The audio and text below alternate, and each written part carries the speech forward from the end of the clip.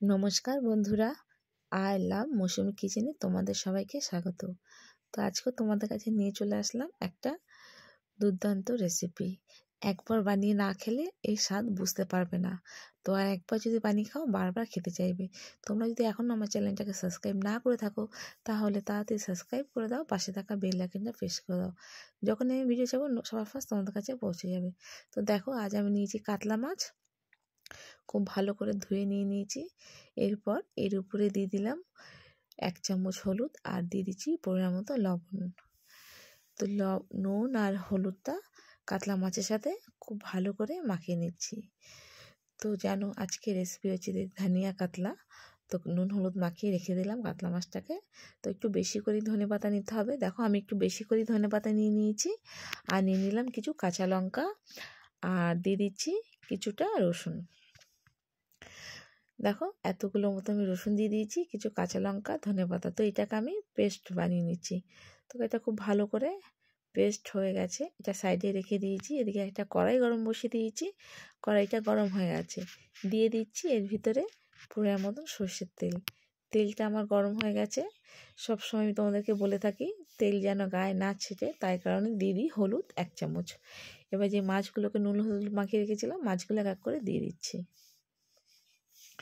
আর এই রেসিপিটা এতটা টেস্টি খেতে, মানে তোমরা না খেলে বুঝতে পারবে না। তো তোমাদেরকে আমি বলবো, একবার রিকোয়েস্ট করব তোমরা এইভাবে রেসিপিটা বানিয়ে খাও। আর তোমরা ফুল রেসিপিটা দেখো, স্কিপ করো না।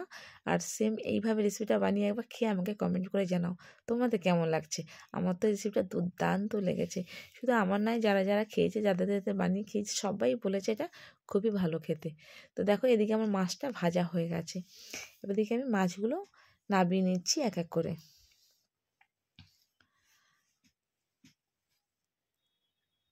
এক এক করে সব মাছগুলো আমি নাবিয়ে নিচ্ছি। মাছটাকে গোল্ডেন করে ভেজে নিয়েছি, সব মাছগুলো নাবিয়ে নিয়েছি। ওই মাছের তেলেই দিয়ে দিচ্ছি 2টো এলাচ আর 1 টুকরো দারচিনি। এটাকে হালকা করে ভেজে নিতে হবে, একদম বেশি ভাজা যাবে না, জাস্ট হালকা করে একটা ভাজলে দেবে একটা আলাদা স্মেল আসে, তখনই বুঝবো ভাজা হয়ে গেছে। এবার এই তেলের ভিতরে দিয়ে দিচ্ছি 1 চামচ হলুদ গুঁড়ো, ধনিয়া গুঁড়ো দিয়ে দিচ্ছি 1 চামচ, জিরে গুঁড়ো দিয়ে দেবো 1 চামচ, আর দিয়ে দিচ্ছি আদা বাটা 1 চামচের মতো। এবার দিয়ে দেবো মশলাগুলোর মধ্যে জল। জল না দিলে কী হবে, মশলাটা পুড়ে যাবে। আমি গ্যাসের ফ্লেমটাকে বন্ধ করে সব মশলাগুলো দিয়ে দিয়েছি। এবার আমি গ্যাসের ফ্লেমটাকে ফের বাড়িয়ে দিলাম, আর একটু জল দিয়ে দিলাম। জল দিলাম এই কারণে মশলাটা যেন না পড়ে। তো দেখো এবার মশলাগুলো খুব ভালো করে এবার আমি এই মিশিয়ে নিয়েছি। এবার মশলাটাকে খুব ভালো করে কষিয়ে নিতে হবে। তো যতক্ষণ না মশলা গা দিয়ে তেলটা ছাড়ে ততক্ষণ মশলাটা কষিয়ে নেব। তো দেখো মশলা গা দিয়ে অলরেডি আমার তেল ছাড়া শুরু হয়ে গেছে। এবার এর ভিতরে দিয়ে দিচ্ছি আমি টমেটো কেচাপ। যেহেতু আমার কাছে টমেটো ছিল না, তাই কারণে আমি টমেটো সস দিয়েছি। তোমাদের কাছে টমেটো থাকলে তোমরা টমেটো দিয়ে দেবে।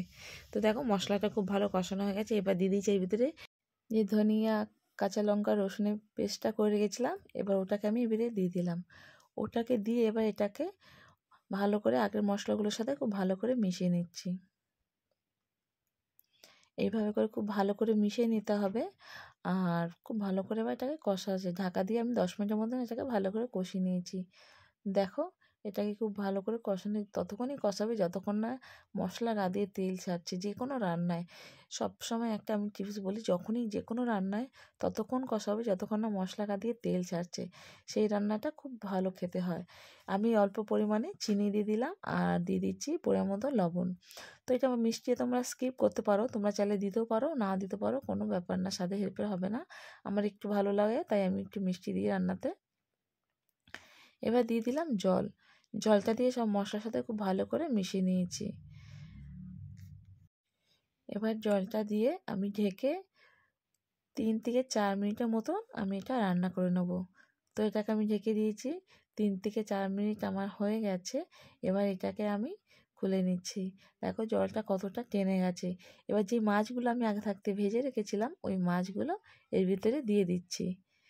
তো সব মাছগুলো সব দিয়ে দিয়েছি। এবার মাছের সাথে খুব ভালো করে আমি এই গ্রেভিটার সাথে মাছগুলো মিশিয়ে দিচ্ছি। আর এই রান্নাটা একটু গ্রেভি গ্রেভি হবে, তো বেশি ঝোল হলে খেতে ভালো লাগে না। তো দেখো সব মাছের সাথে খুব ভালো করে মশলাগুলো মিশিয়ে দিয়েছি। এবার এটাকে আমি 3 থেকে 4 মিনিটের মতো 3 থেকে 4 মিনিট হয়ে গেছে, দেখো রান্নাটা আমার হয়ে এসে। তো এবার নামানোর আগে আমি দিয়ে দেবো 2 চামচের মতো সর্ষের তেল। তেলটা দিয়ে একটু খুব ভালো করে নেড়ে চেড়ে নেবো।